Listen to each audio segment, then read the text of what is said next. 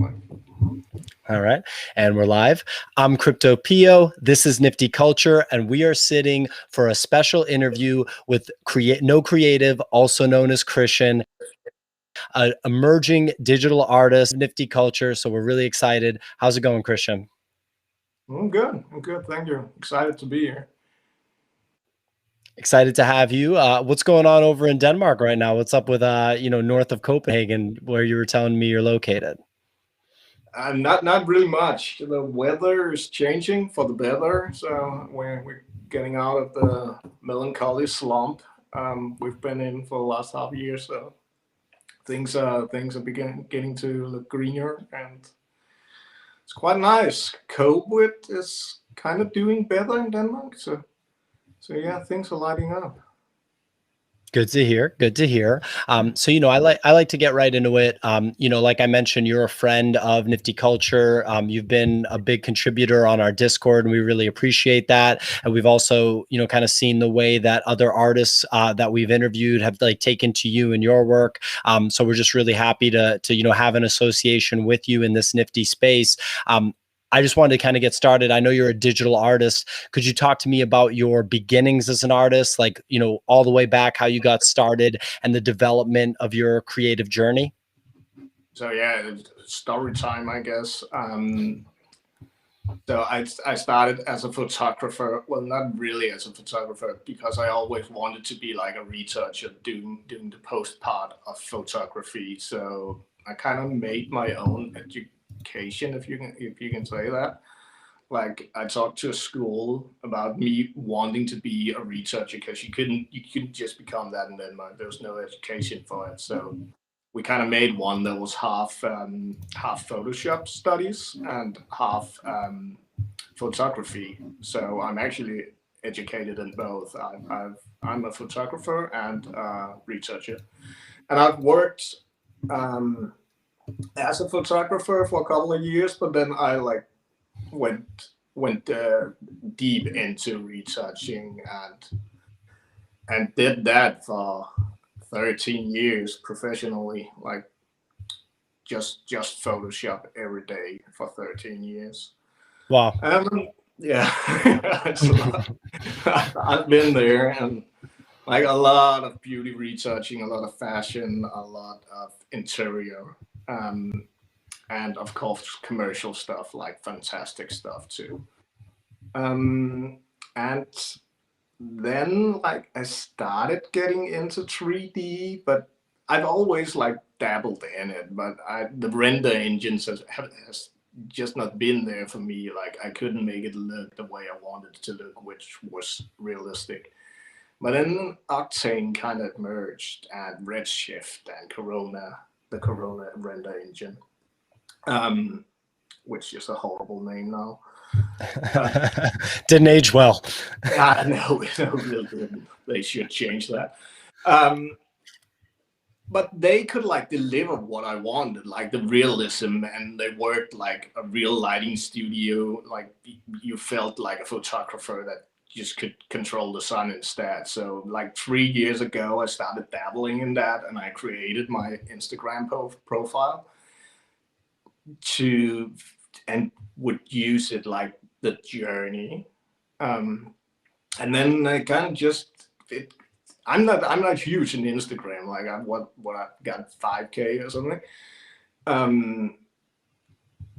But that's actually my journey. Like, I've always been creating. I've always been doing like stuff on the side and stuff for myself in Photoshop. Like, a couple of years ago, I did this whale picture. And there's a cube of water in the landscape, and there's a whale inside of that. And that thing actually went viral on Reddit, and was seen by like 3 million people. And I think that's maybe where what do you call in English, like the expression, the stone dropped, or like the puzzle piece fell in place, that like I could maybe do something with the things I was doing for myself. And you kind of had like a eureka moment, I think, something like that, like, where you're like, oh wow, like. Yeah, people actually like this. Like, it was seen by so many people and it was on the front page of Reddit and so on. So like, yeah, I kind of started dabbling more and more and more, and here we are now, just fully 3D instead. And like, I'm not a retoucher anymore. I'm full-time 3D guy at a company. So yeah. That's pretty sweet. And I wanted to talk about two things that you mentioned there, right? You mentioned the 13 years of Photoshop, retouching, retouching, retouching. I think that that's very present when I look at your work, because I feel like when I look at your work, my creative background's like photography, video editing, I guess you could say like film making, and color correction is something that I look at, it goes hand how the image, looks on screen. And when I look at your work, it looks to me how I would imagine like a color correction person, a colorist would be operating at like the highest level. So I definitely recognize that, that 13 years, it's very present. Do you feel like those 13 years are just totally invaluable for you? Because now you just know the absolute ins and outs of how to give an image like an ultra, professional color job or an ultra professional look? I'm not sure I understand the question, but I'm going to try and answer it anyway. Like, you mean that I use my 13 years of experience when I'm doing post on the picture, right? Yeah, I just mean like, obviously now you mentioned that you're full-time doing NFT artwork and also just like 3D digital guy. But it sounds like that the 13 years of just straight Photoshop experience, I'd imagine, was valuable for you. So, a lot of people, yeah, they talk about like putting in 10,000 hours to stuff. And, like the Beatles, for example, they played in these like small dive bars for like 6 hours a night or something for years. And then they obviously became the Beatles. It almost sounds like the Photoshop period was like your Beatles period before now. I don't know. Like you tell me. Yeah, and that's been building and like learning and creating, and like, I know what a composition is. I know when a composition is good, because I've had to move things around in Photoshop too, right? And I know which colors works together. I know where the lighting should be and where it shouldn't be. I know what will look fake, like a normal person, like and just a person looking at a picture will often see like super Photoshop stuff and think like, I really like this image, but there's something wrong with it, and they can't put their finger on it. I know what those things are, so that translated like the photography part of my education and my work life, combined with all the color correction and all the little like specks of dust I've removed through my career, translated so perfectly into 3D that I could like manage and roam and do whatever I want, especially make my cloth float around in like the perfect composition. Yeah, so Yeah. Well, I'm glad you brought like that example up right there at the end, because one of the questions I really wanted to ask you is, I'm just curious, like as a 3D digital artist, what sort of skill that you have, or what aspect of your work do you think is really challenging to make work or to make look good, but maybe people don't understand that, right? Like, and I can ask the question a different way, but basically I'd imagine that there's a lot of really hard stuff that you do to create the work that you create. And I'd just be curious, like, what do you think is the part that's really hard, but maybe people don't realize that? oh, there's like a couple, but definitely lighting. Lighting is so hard to get natural, like to make light look real. That's something I spend a lot of time on. That composition elements, and like, I'm not a stylist. I don't know how to style a room pretty. So that takes a lot of time to like, I look at a lot of pictures on Pinterest and Instagram and so on to get my inspiration, and then I kind of build from there. And then the images often take shape and like take on their own life. Like, I'm working on one right now, which it kind of started like something else, but now it's turning into Marrakesh architecture, and I'm having a blast there. Um, but it's hard because I really don't know how to style a room other than like, and I guess that's how people do, looking at very well styled rooms, right? So yeah, styling and lighting. I think my forces are like texturing. Texturing comes very easy to me. I do not know why, but it's just something that always falls in place. And yeah, like I do all the compositioning and then I just texture it like in a couple of hours, and the rest has taken 24. Okay, so it sounds like the texturing is kind of the thing that's just, a no-brainer, comes easy for you. And I mean, I think lighting for anybody, like anyone that's done photography, filmmaking, I can only imagine what digital lighting is like, doing lighting in post. That must be really gnarly. So yeah, I'm glad that we were able to kind of talk about that. And maybe now when people look at their work, they'll like really good. It's very impressive. So sometimes, yeah. Yeah, So lighting's one of the hardest in 3D. I really find it is. So yeah, so one thing I want to talk about is, like, you're in Copenhagen. I know I mentioned it earlier, a little bit north of Copenhagen. You mentioned that you moved in the past, however long, due to COVID. So what would you say about the art scene in Copenhagen and just in Denmark in general? Could you kind of shed some light on what's going on there, and how you're involved in it? Mhm. Yeah, well, like the art scene in Copenhagen is big, like, and it is in Denmark in general. We've been like, we're a Northern European country, and we've been part of the European art scene for like ever, as I understand it. What I've been dabbling most in, and what I know most of, is like photography art, like, because I've been working at a retouch studio who had like the biggest photographers in Copenhagen, and sometimes from Sweden and England too. Um, so I've done post on like art photography, so that's like the thing I know the most about. But I've also worked, I think, for 15 years, maybe longer, with this artist who has a gallery in Copenhagen, and we've like kind of created this pseudo personality of his, who's a graffiti artist in Cuba, because he imports like art from Cuba and sells it in Denmark, and the Cuban artists, they make a lot more money than they would in Cuba. Um, so we created this artist where I like Photoshop a lot of stuff together for him, and he's like next to me, and we'll just dabble and put all kinds of graffiti on walls and wall stickers and pieces and so on, and then he will actually paint the piece afterwards and sell it. So yeah, art scene in Copenhagen is thriving and it's big, and we got art schools, and we actually got a photography art school too. So yeah, Wow. I've been in the environment for most of my career.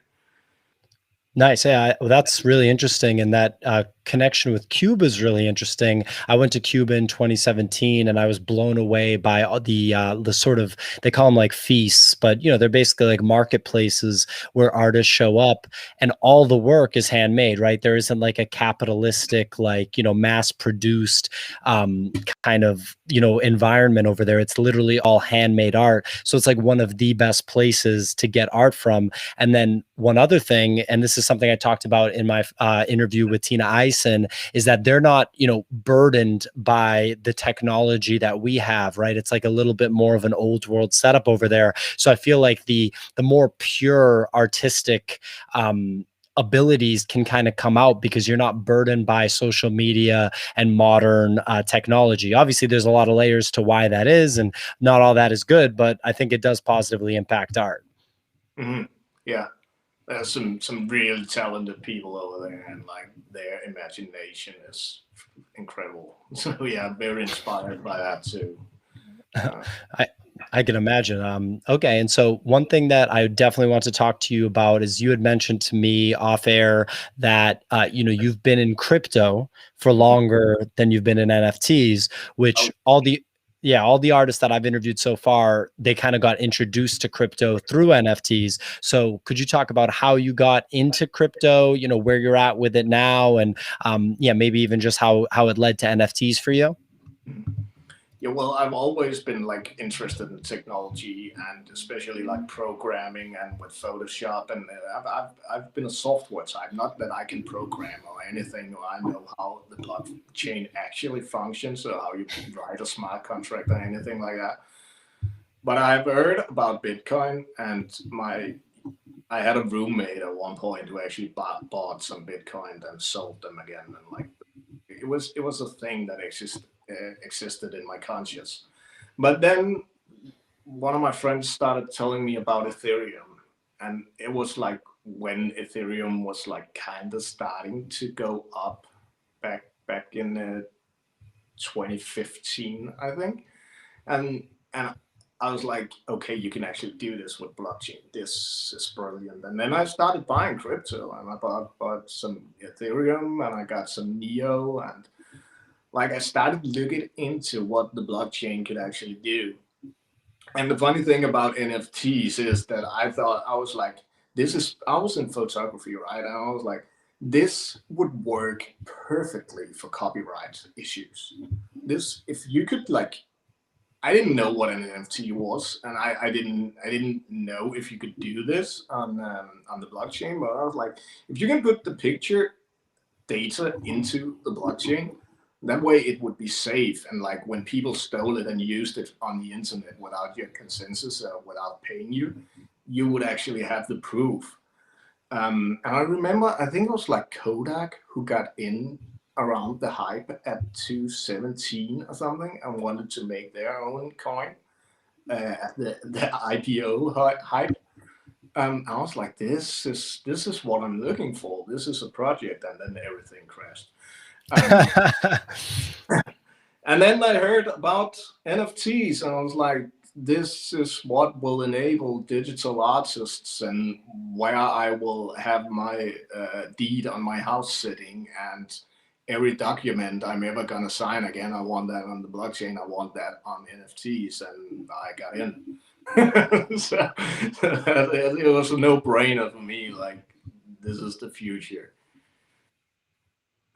Yeah. That's awesome. So it sounds like, that exposure, the interest in technology that led you to crypto, and then the, understanding of crypto. I understand you're not like a blockchain engineer, but it sounds like you really did kind of understand the smart contract thing, the, entries on the blockchain thing, signatures on the blockchain that kind of would correspond to accounting and to, buying a house and stuff like that. So you were there, and that got you to NFTs. Did you start making NFTs right away? How did that process start for you? Well, like the summer of 2020, I actually considered applying to Super Rare, but then they had that video, the bloody video you have to do, and then I got away from it, and some things got in the way and so on. And but then like then it popped up for me again, I think on YouTube or something in like late November. I was like, nah, I'm gonna get into this because this is interesting, and I just applied to every platform there was at the time. I think Nifty and Super Brand Maker's Place. I think that's it. Those I applied to, and I got in at Maker's Place, and I of course had a lot of stuff laying around from my Instagram, and I just like steadily tried minting stuff, and it started selling, and that's about the journey. Like I sold my three first pieces the 25th of December at $100 each. So yeah. Nice. And that's a good time. Yeah. I'd say it's a solid time to get in for sure. It sounds like that video kind of held you back last summer, but it's all good. You're on Super Rare now. Something that was important for me to bring up to you is the relationship between artists and collectors in the NFT space, because from what I've seen from engaging with you and seeing you engage with people and being aware of your Discord, is that that's a relationship that you really do understand and that, you take seriously. So can you talk about your mentality when it comes to that, and, maybe how you could see that developing long term? Yeah, like I find it so important to engage with my collectors, and I wish they would engage more with me, but I know they're busy too, especially some of the big guys. Well, like I just really like talking to people, especially online. I don't know why. I've always been doing this. Like the first time I heard about Skype, I just started calling people and so on. So it feels very natural to me to just like reach out and talk to people. And I know a lot of artists are very intimidating by just reaching out to people and talking to them. But I and I think maybe if everyone did what I do, like just jump in a DM and be like, "Hey, how are you? Like, do you like books?" Like people will also like collectors would be flooded with DMs too. So like it's a hard balance, but I always try to thank my collectors personally when a piece is sold, and it's often also the best time to like talk to a collector. But I know like the Beauty and the Punk, she wrote me on Twitter and was like, "I'm interested in your pieces. I see you have no reserve. Um, what are you thinking? How much do you want for your pieces?" And we talked and chatted, and like I comment on all her stuff now, and she comments on mine, and like we're building a really good relationship. And I would be perfectly content if she never picked up any of my stuff again. I'm just really happy that she owns a couple. The same with Sassy. We talk a bit in the DMs too, and yeah, and Boxer too. He reached out to me too, and I actually tried to sell him a piece, but he didn't want that one. But the next one I minted, he bought. So that's good. Like talk to people and like especially if the collectors reach out to you, don't just hard sell them. Like they are people and try to build a relationship with them and like ask if they want to be kept in the loop. Okay. Yeah. Yeah, well, it sounds like it comes natural to you and that you enjoy doing it. I do think that a lot of artists could learn from you in this regard, because there's a lot that kind of had the "I came here for the art" mentality, and maybe not the Discord server or like the DM engagement with collectors, but long term it's realistic that the artists that share the mentality that you have, will realistically have the most staying power, because it's sort of a built-in function of the NFT space, is this really easy, seamless way to be able to connect collectors and artists together without any middlemen. So yeah, that was great to hear. Thanks for that response. For you, like, where do you see NFTs taking you now? Like, I know that you've been releasing artwork, kind of in your style. Could you see NFT technology changing your style at all, getting you to try something new, or maybe collaborations with people? What do you see on the horizon here? I definitely want to do more collaborations. Like I did the one with Nikki, and it turned out so great. And it's just not to shill myself, but it's sitting there and super rare. Yeah, it turned out so great, and I really want to do like these mixed media collaborations. Because I don't know if a 3D guy plus 3D girl or guy is a good way to collaborate, for me anyway. So yeah, that's well, collaborations is definitely something I want to be looking into. Um, like I don't think I'm ever gonna get into like the heavy programming stuff of it. I am inspired by some of the things people are doing with the blockchain and their pieces of art, but like mm, I'm not a programmer. I really ain't, and I don't even really like doing video. So nah, I'm probably gonna stay no creative cloth boy for a long time. Try some new things out, possibly, but yeah, I've found something that works here. So yeah, and I For sure. like I really love doing that. And that's the most important thing. And I think it shows in your work because I do feel like it's very like, original. Like when I see it, it's like, well, I can see that that's Kristian now that I'm familiar with your other work. So yeah, if it ain't broke, don't fix it, like we say here in the States. So yeah, I want to let you kind of shill one last time. It sounds like you have something hanging out there on Super Rare that you think deserves buying, but where can people find Kristian? Where can people find NoCreative? Twitter, Instagram, Super Rare, Maker's Place. Where can they find you? Yeah, well, actually, all of those. I've got my Instagram, which is NoCreative Abode.